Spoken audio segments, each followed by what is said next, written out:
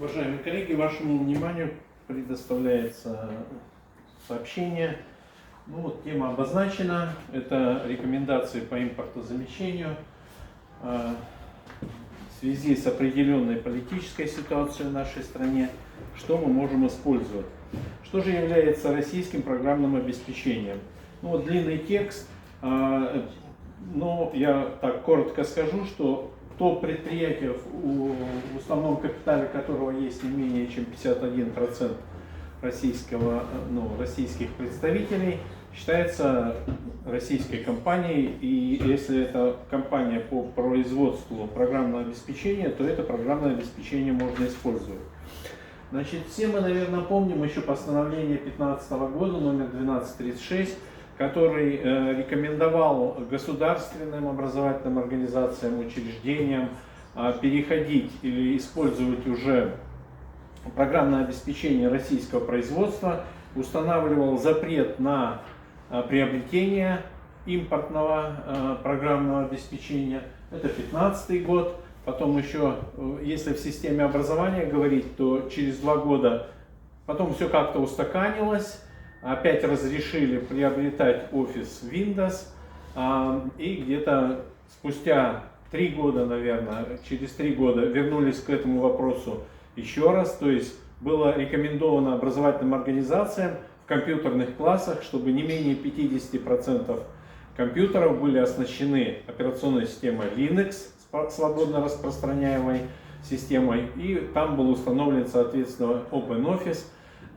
Вот такое было требование. Потом снизили это требование, опять с помощью обоснований можно было приобретать операционную систему Windows и Microsoft Office. Это уже 3-й раз на моей памяти, когда мы возвращаемся опять к импортозамещению. То есть на сегодняшний день установка уже такая, что если образовательные организации приобрели на этот год уже, кто купил офис, то скорее всего до конца года работаем, а уже и Министерство образования наше рассылало информацию о том, чтобы ограничить это приобретение, и будет приобретаться оно, предположим, для тех структур, для тех отделов или, в частности, бухгалтерия, не все бухгалтерские программы. Возможно, на тех компьютерах, которые связаны с интерактивными досками, тоже не всегда драйвера подходят от свободно распространяемого. А в принципе в учебных целях мы сейчас попробовали, у нас 212 аудитория оснащена уже LibreOffice стоит, и в принципе особых отличий от Microsoft Office мы не видим.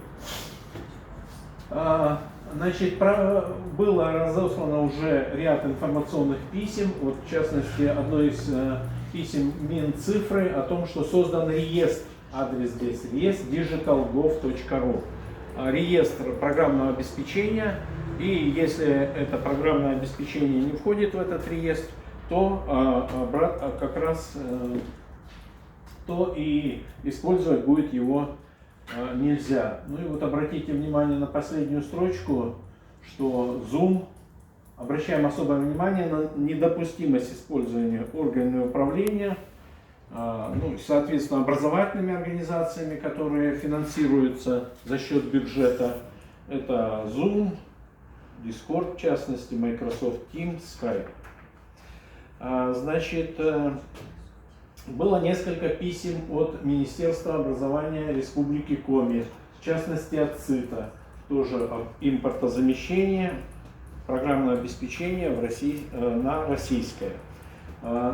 Практически здесь перечислены все те сферы, где мы с вами используем программное обеспечение. Это операционные системы, социальные сети, программы видеоконференц-связи, антивирусы и так далее. Какие же программные продукты российских компаний мы можем использовать? В частности, самое главное, это что у нас в компьютере? Операционная система, без которой, в общем-то, работать мы не имеем возможности. И здесь есть альтернатива, это всевозможные разновидности Linux.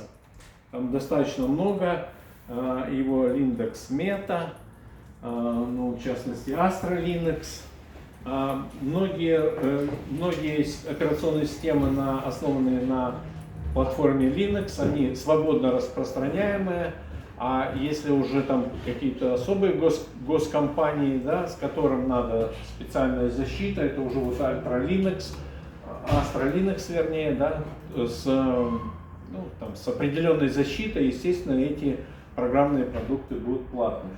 В школах, например, в компьютерных классах вполне можно использовать Linux, в него уже встроен Office, LibreOffice или OpenOffice, и можно в зависимости от разных. Сервисы для видеосервисы, но это Rutube. Есть, конечно, к нему куча претензий и куча вопросов. По сравнению, конечно, с YouTube мы многое теряем, но что делать? И видеосервис это ВКонтакте. Наверное, может, уже кто-то пользовался, там тоже есть видеосервис, с помощью которого можно вести в том числе и трансляции. Социальные сети.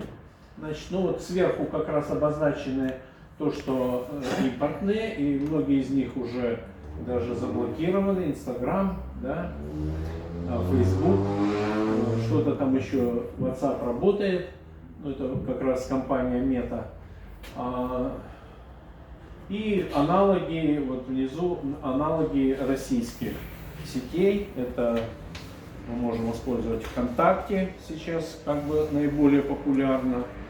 Telegram, вот в том числе и наша конференция, на нашем канале тоже создана в Телеграме.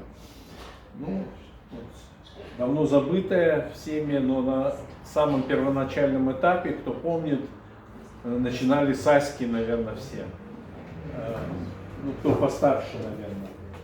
Поэтому программы видеоконференц-связи, вот сегодня мы как раз говорили уже о них. Есть и профессиональные программы видеоконференц-связи российские, это TrueConf, но тоже они все ограничены для TrueConf, Webinar, ProfMe, много еще можно называть. Они все либо для бесплатного использования ограничены, вот, по количеству, по времени. Кстати, я посмотрел webinar.ru, там тоже до 40 минут и, по-моему, до 50 пользователей. Еще у Яндекса, Яндекс.Телемост, тоже нет, он, по-моему, по времени не ограничен, а по количеству ограничен, до 50 штук. И наиболее сейчас такая популярная, я думаю, будет она продвигаться дальше, о которой я уже рассказывал в первом выступлении, это Spherum. Я думаю, значит, хоть и есть там недостатки, есть претензии, но наиболее удобно будет ее использовать. Антивирусные программы, как бы Касперский у нас был, остается, его мы покупаем, и школы покупают тоже этот самый. Еще есть Доктор Веб, у него, кстати, есть тоже бесплатный вариант, тоже можно использовать. Так, из офисных программ, да, уходит, как бы тяжело расставаться, наверное, с Гуглом, да, но вот сейчас, по крайней мере, в нашем учреждении проблемы с Гуглом есть. У нас ЦИТ, просто мы от ЦИТа, и какие-то вещи блокируются.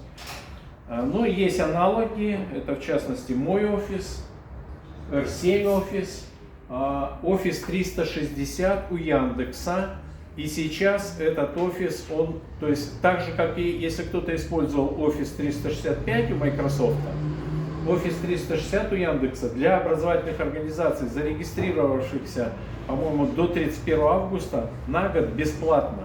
А так это тоже платный сервис, и достаточно там приличный, если регистрировать всех пользователей образовательной организации. Но мы уже так вот посмотрели для себя, если совсем уж будет заблокирован, мы сейчас используем Office 365, майкрософтовский. Пока вроде бы еще работает. Но уже посмотрели, вот скорее всего будем переходить на Яндекс 360, где там, предположим, 10, 15, 20 аккаунтов зарегистрируем, и они будут платные. а остальные будут использовать уже. Значит, там так же, как и в Office 365, 1 терабайт дискового пространства дается. Вот, и тоже почта, весь офис есть, совместное редактирование документов и так далее. Так, ну по браузерам у нас что остается? Яндекс, Атом, это мейловские, по-моему, вот, российские. Переводчики. Яндекс переводчик у нас есть. Промпт, наверное, кто-то работал с ним, слышал. Так, из образовательных ресурсов. Ну вот какие-то уже даже закрылись, по-моему, Курсера закрылась, не знаешь, не помнишь, Илья Иванович? Кто-то использовал Курсера, нет? Но у нас есть достаточно много уже российских, здесь они не все обозначены. У Яндекса, Яндекс учебник, наверное, пользовались. Вот мобильное электронное образование, Я-класс, Учи.ру, 1С, Фоксфорд. То есть вот эти все ресурсы мы можем использовать, причем до 1 сентября они будут, можно и летом их использовать.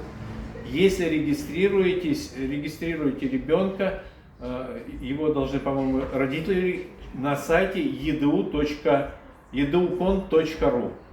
Это цифровая образовательная платформа, называется цифровой образовательный контент. Набираете, он вас выведет, поисковик Яндекса, или educon.ru. На нем верифицирован, он считается верифицированный, то есть проверенный. Но регистрация там немножко проблематичная. Вот, на этом же сайте можно посмотреть вебинары, как регистрироваться, как все, потому что там еще подтверждает школа, что это действительно школьный ученик. Первоначально, значит, почему такая сложная регистрация? Регистрация такая сложная, потому что компании отдали свои ресурсы, будем говорить так, Минпросу. Естественно, эти компании получили деньги. Они получили деньги, была проведена оценка, сколько людей зарегистрировалось на том или ином ресурсе, такое количество и получили. Я думаю, что после 1 сентября какие-то ресурсы останутся бесплатными. Какие? Наиболее востребованные. То есть те, которые будут востребованы, сейчас Минпрос проанализирует, Учи.ру сколько участвовало, сколько записалось учителей, Я-класс сколько записалось. А если там 10 человек записалось и он не используется, то конечно. И они, естественно, будут изыскивать средства, или может быть средства эти уже заложены, для того, чтобы расплатиться с этой компанией и чтобы для детей эти ресурсы были доступны. Я думаю, с 1 сентября так и будет. Пока до 1 сентября все бесплатно, и можно даже летом заниматься на этих ресурсах. Илья Иванович, у меня по времени еще сколько? Сейчас. Нет, по программе посмотри. Нет, меня... Чтобы... Так, значит, по картографическим сервисам у нас тоже есть Яндекс Навигатор есть, ГИС, 2 ГИС тоже нормальный, поэтому, ну, Google, ну что, пока работает, будем пользоваться тоже. Так, и площадки электронной коммерции. Озон работает, сам буквально недавно покупал. Не знаю, вот как Вальберис, что-то читал отзывы, что какие-то проблемы там, что-то с возвратом денег, кто-то да, там. они ввели сейчас, за возврат платите определенную сумму. Ага. Но они сейчас пишут, вот буквально я последний раз заказывала, что данный товар, возврат бесплатный, они прям указывают, или платный. Ага. Вот. Ну, то есть есть как бы с чем работать, поэтому вот. Сервисы бронирования жилья тоже есть российские, они работают. Может быть, я не все обозначил. Тем более сейчас с учетом того, что у нас на отдых предоставляется кэшбэк, в рамках кэшбэка тоже есть сервисы. Ну вот сервисы такси тоже продолжают работать. Ну, это уже вот если возвращаться к таким сервисам, которые уже нам необходимы в жизни, да? Вот. Есть графические редакторы, ну, Конечно, к этим редакторам тоже есть куча претензий, в отличие от тех редакторов, с помощью которых можно редактировать. PDF эдитор тоже для работы с PDF-файлами. Ну вот как-то так. В папочке, нашей папочке самосбора я как раз скинул туда файлик, там есть рекомендации Минцифры по использованию, по импортозамещению. То есть какие у нас уже вообще прекратили, какие закрыли сервисы и какие российские мы можем использовать. Спасибо. Коллеги, какие вопросы? Раньше использовала активно канву, канва сейчас не работает. Да, она Есть же аналог? закрыта. Насколько Аналог я... какой-нибудь Она есть? закрыта с той стороны. Ну да, я знаю. А вот аналог какой-то есть? Вот, честно говоря, не смотрел. Уфтун пока работает. Уфтун. Он работает пока. Он очень похож на канву. Старый сервис. Так. Пишется он так. Я думаю, что много использовали.